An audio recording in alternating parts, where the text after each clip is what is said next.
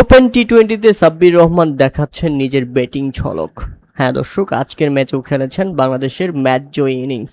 বাংলাদেশি ব্যাটারদের মধ্যে সর্বোচ্চ 37 বলে 47 রানের সেরা ইনিংসটি আছে সাব্বির রহমানের ব্যাট থেকে।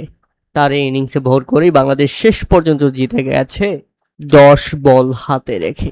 তাই ওপেন টি-20তে সাব্বির রহমানকে যতই দেখা যাচ্ছে ততটাই মুগ্ধ হচ্ছে ক্রিকেট প্রেমীরা। এজন্য পুরনো সেই সাব্বির রহমান, যে সাব্বির রহমানের ব্যাট সবসময় ভক্ত সমর্থকদের মাতিয়ে রাখত।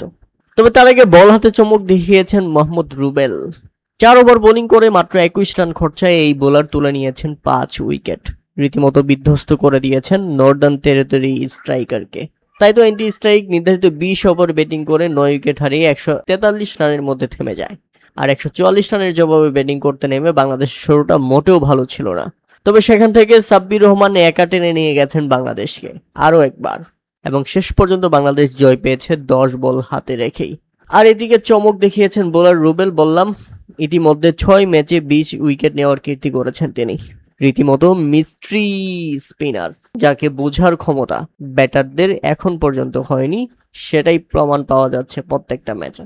যেভাবে বোলিং করছেন রুবেল, তাতে মনে হচ্ছে খুব তাড়াতাড়ি বাংলাদেশ জাতীয় দলে ঢুকে পড়বেন তিনি।